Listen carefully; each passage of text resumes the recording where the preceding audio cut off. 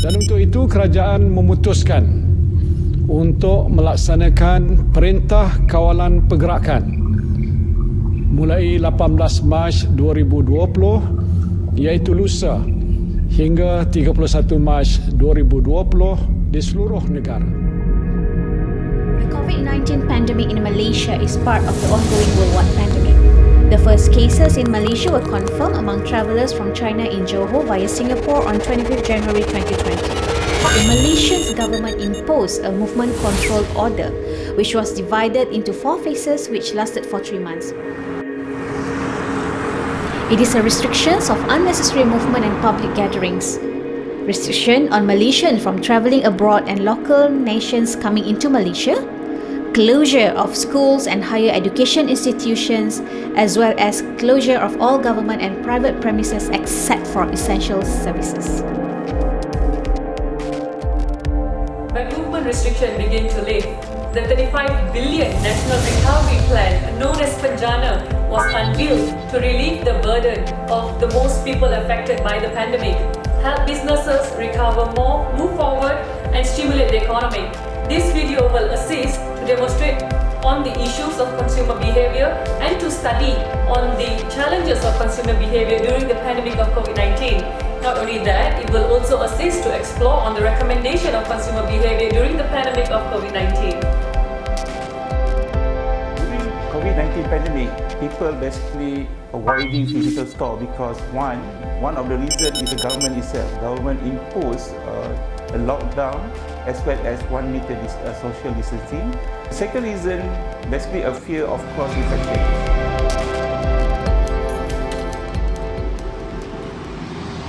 The other challenges about the electricity bill has been spiked as reported in the Star newspapers because they can see that the electricity bills in the house residential in city has been reduced, but then it was the opposite to the electricity bills in the kampung area.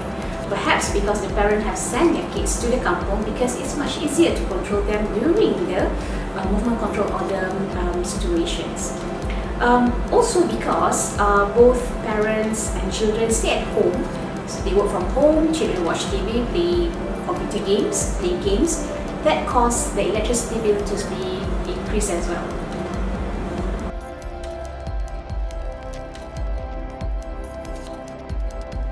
Do you know about 2/3 of Malaysian businesses says they have no source of income during the movement control order and had to use their own reserve to keep them afloat? According to the Star, 2/3 of the respondents, which is about 68.9%, also reported having to fork out their own saving to sustain and also to pay off the operational costs during the MCO. This conclude the sellers will have to find another source of income to stabilize their economic condition, also have to work double or more than that to have a financial stability. Adding on to the point about the whole working from home policy, this means that the government has ruled the prioritization in adopting digital usages in our daily lives, such as how physical classes for students have changed to online video conferences, and even the way we buy food or groceries have focused more on online deliveries, which is already quite common in Malaysia but has been more prominent after the COVID-19 struck. The advantage to this is that according to the Department of Statistics Malaysia, the internet users in 2020 has increased to 88.7%, and the rate of digital literacy or basic ICT skills have increased to 75%.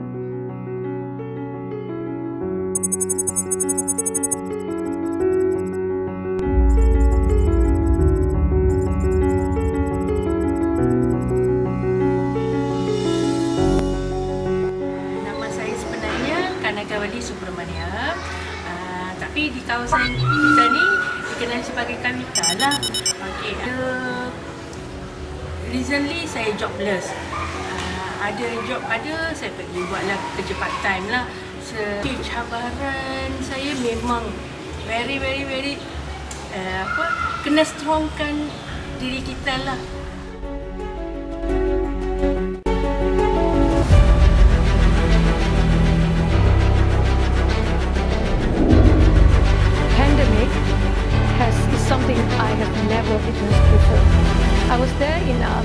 Medical Center when we had SARS, influenza, and we did see a lot of serious people, but nothing that lasted this long.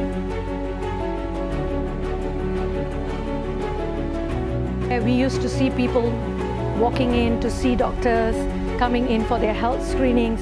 It has caused a fear of coming to the hospital, and it has caused people to be careful about mixing with others, about exposure, and the medical industry is severely hit. This pandemic has created a shift and what people like to use the word new norm in everything that we do, in everything that we do. Apart from accessibility, affordability is also something very critical. So when we identified that, we quickly look at how we can reduce that burden to the consumers. So that's the main thing that we did.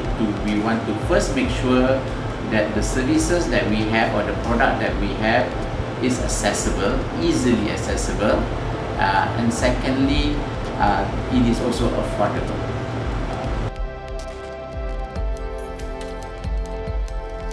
Expedited digital technology in the hospital. So what we've done is, of course, we've introduced, like other organizations, I'm sure you're aware, we started having online teleconsultation, delivery of medication, and online even rehab therapy.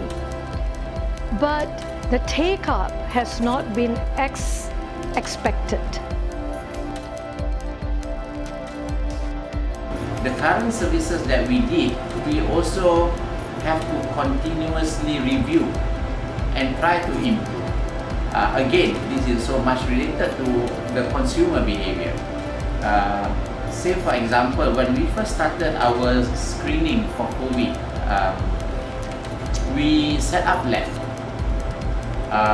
and then we expect people to come to the hospital, to the clinics.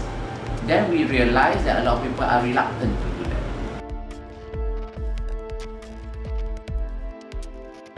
There has been a revenue setback among certain key doctors, like for example, doctors in the pediatric field, children's doctors, children not going to school, they're at home, so they're not falling ill, and they're not coming to hospitals, parents not bringing them into hospitals for fear of infection.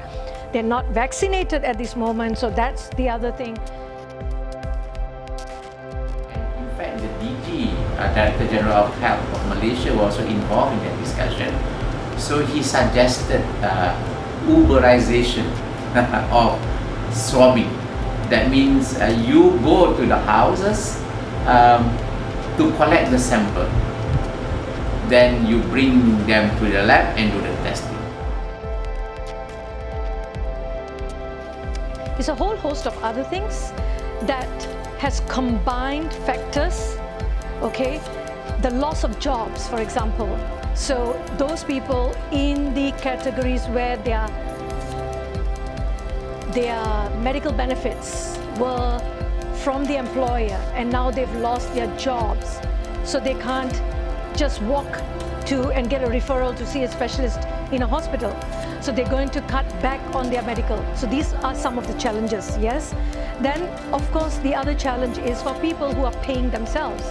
They need to balance between what is needed. If I need to go for a health screening this year versus I need to buy a gadget for my child because I need my laptop for my office work online, but my child needs a gadget for school online, so the investment may just be deferred into that. So these dynamics have also caused a big challenge to the medical industry.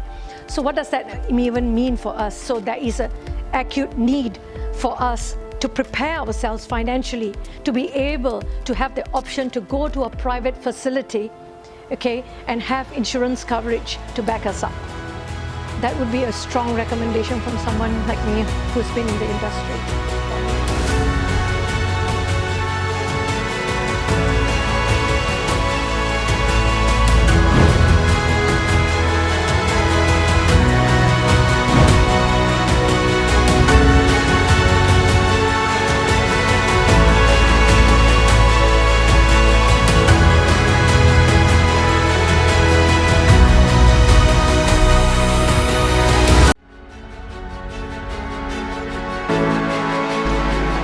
So that's it. I hope you guys enjoyed the video.